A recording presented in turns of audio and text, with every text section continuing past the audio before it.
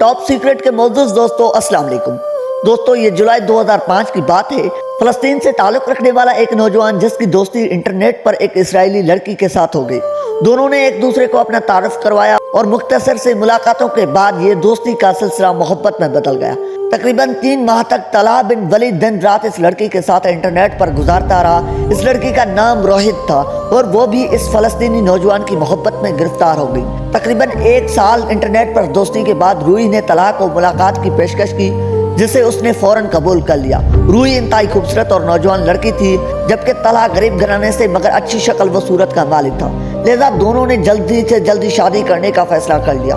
दोस्तों रूही का ताल्लुक एक यहूदी खानदान से था, लेकिन उसने तलहा को यकीन दहानी कराई कि वो अपनी मोहब्बत की खातिर अपना मुल्क और अपना मजहब हत्ता कि अपना घर माँ बाप सब कुछ छोड़ने के लिए तैयार है। इसके बाद रूही नामी ये लड़की फलस्तीनी नौजवान के इश्क में फलस्तीन जा पहुंची। साल 2006 यानी दोस्ती के 1 साल बाद दोनों ने निकाह कर लिया। तलहा बिन वलीद के वालिद ऊँटों की देखभाल किया करते थे। उन्होंने शादी की शदीद मुखालफत की, लेकिन तलहा बिन वलीद रूही की मोहब्बत में अंधा हो चुका था और वालिद के साथ झगड़ा करके नई नवेली दुल्हन के साथ घर से चला गया। शादी के बाद तलहा को महसूस हुआ कि रूही रात को देर तक इंटरनेट इस्तेमाल करती है और उसका ध्यान किसी अलग दुनिया में रहता है, मगर फिर भी तलहा अपनी मोहब्बत की खातिर रूही को नजरअंदाज करता रहा। लेकिन वक्त गुजरने के साथ साथ रूही का रवैया बदल चुका था। एक दिन रूही ने पार्टी का बहाना किया और तलहा को इसराइल और फलस्तीन के बॉर्डर पर ले गई, जहाँ लड़के और लड़कियां एक सहरा में टेंट लगाकर पार्टी कर रहे थे। इस पार्टी में तलहा की मुलाकात दूसरी इसराइली लड़कियों से हुई। ये मुलाकात बहुत ही खुशगवार थी। रंगरलियों से भरपूर ऐश व इशरत की महफिल, जहाँ शर्म व हया नाम की शय नहीं थी। इस महफिल के बाद तलहा की दोस्तियां और लड़कियों के साथ भी बढ़ चुकी थी। उनका एक खास ग्रोह बन गया जिसमें लड़कियां और लड़के शामिल थे। दोस्तों इन पार्टीज में ऐशी और जनाकारी पर कोई भी पाबंदी नहीं थी। जो जैसे चाहता अपनी ख्वाहिश पूरी कर सकता था। रूही एक रात को ही अपना सामान लेकर रात के अंधेरे में घर से फरार हो गई और कुछ नकदे और जेवरात अपने साथ इसराइल ले गई। इस तरह 2 दिन गुजर गए। रूही की खबर तलहा को न मिली। परेशानी की वजह से तलहा की हालत काफी खराब हो गई। शदीद उल्टियां और बुखार के बावजूद उसने रूही का बहुत ही इंतजार किया, बहुत ज्यादा तलाश किया, मगर रूही वापस न आई। तलहा बिन वलीद को होश तब आया जब उसे जिस्म में शदीद तोड़ फोड़ का एहसास होने लगा। एक तरफ रूही के भागने का सदमा और ऊपर से बीमारी, इसने तलहा को शदीद टेंशन और डिप्रेशन में मुब्तला कर रखा था।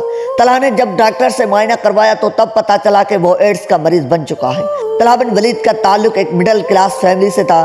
उसके पास इतने पैसे नहीं थे कि वो अपना इलाज करवा सके। कुछ दिनों के बाद तलहा के घर के फोन की घंटी बजती है। एक नामालूम शख्स तलहा बिन वलीद से बीमारी और सेहत के बारे में पूछता है और साथ ही कहता है कि हमारे पास तुम्हारी बीमारी का इलाज है, मगर हमारे कुछ शराइतें। क्योंकि तलहा को यकीन था कि इस बीमारी की वजह से उसकी मौत यकीनी है, इसलिए उसने ऑफर कबूल की और अगले दिन इस मकाम पर पहुंच गया।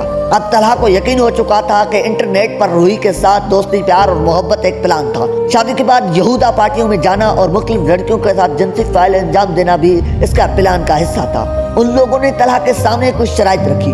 वो अजीब व गुमराह कौन शराइत थी जिनके बारे में एक मुसलमान कभी सोच भी नहीं सकता था, मगर तलहा को मौत सामने नजर आ रही थी। उसके पास इलाज के लिए पैसे भी नहीं थे, इसलिए मौत से बचने के लिए तलहा हर जायज और नाजायज काम करने के लिए तैयार था। इस गिरोह में अक्सर इसराइल से ताल्लुक रखने वाले यहूदी थे और मोसाद के एजेंट्स थे। उनके मंसूबाबंदी इंतहाई खतरनाक थी। वो उन लड़कियों की मदद से फलस्तीनी नौजवानों में एड्स जैसे मुहलिक अमराज के वायरस फैला रहे थे। इस ग्रुप में शामिल मुख्तलिफ यहूदी लड़कियां इसराइल, फ्रांस, अमेरिका और कई दूसरे ममालिक में इंटरनेट के जरिए मुसलमानों के साथ शादी और मोहब्बत का ढूंढ रचाती। एजेंट्स आजाद ख्याल लड़के और लड़कियों को इंटरनेट के जरिए गुमराह कर रहे थे। ये लड़कियां इतनी ट्रेन कर दी गई थी कि पहली मुलाकात में ये नौजवानों को सेक्स की ऑफर करती। एक तरफ भला की नौजवानी, दूसरी तरफ बेपनाह खूबसूरती। ऐसी ऑफर को भला कौन टाल सकता था। दोस्तों ये वो लड़कियां थी जो पहले से एड्स और दूसरे खतरनाक बीमारियों का शिकार थी। मुसाद इन सरापा बीमार औरतों को मुख्तलिफ NGO से इकट्ठा करते। दोस्तों इन लड़कियों की बीमारी इस दर्जे की थी कि उनसे जिस्मानी ताल्लुकात के बगैर भी इंसान को एड्स हो सकता था। ये आवारा और बदकार लड़कियां जो पहले से ही एड्स का शिकार थी, उनको पैसे और इलाज का लालच देकर ये धंधा करवाया जा रहा था। इसके अलावा इनमें से कुछ शादीशुदा लड़कियां ऐसी भी थी जिनके बच्चे इस खतरनाक गिरोह के कब्जे में थे। ये लड़कियां मुलाकात के दौरान नौजवानों को खुराक या किसी मशरूब में खतरनाक वायरस शामिल कर देती हैं। दोस्तों तलहा बिन वलीद जिंदगी की बाजी हारने वाला था, इसलिए वो मजबूर था और इलाज के लिए उनकी पहली शर्त ये थी कि इस्लाम छोड़ दो और जो तरीका हमने अपनाया है उसे दूसरे लोगों में भी आम करो। दोस्तों एक सच्चा मुसलमान चाहे जितना भी गुनाहगार हो वो कभी अपना दीन नहीं छोड़ सकता और जिस तकलीफ से वो गुजर रहा हो उसमें दूसरों को मुब्तला होता हुआ नहीं देख सकता। तलहा बिन वलीद ने मौत को गले लगाने का फैसला कर लिया मगर इस ग्रुप का साथ नहीं दिया, जबकि इस वाक़े के तकरीबन 5 माह बाद तलहा की मौत हो गई। ये वाक़या कभी मंजर आम पर न आता अगर तलहा ये वाक़या अपनी सौतेली बहन को बयान न करता। बाद में तलहा की सौतेली बहन ने लिबनान में एक अपनी हम जमायत लड़की के साथ इस वाक़े का जिक्र किया था जिसने ये वाक़या एक लिबनानी रिसाले में शाया करवाया। जी तो टॉप सीक्रेट के मोज़िज़ दोस्तों आज की वीडियो ये थी। हमारी आज की वीडियो के बारे में आपकी क्या राय है आपने अपनी राय के साथ कमेंट सेक्शन में ज़रूर करना है। ऐसी ही वीडियोस देखने के लिए हमारे चैनल को ज़रूर सब्सक्राइब करें। मिलते हैं एक नई वीडियो के साथ, तब तक के लिए अपना और अपने पैरों का ख्याल रखिएगा। अल्लाह निगहबान।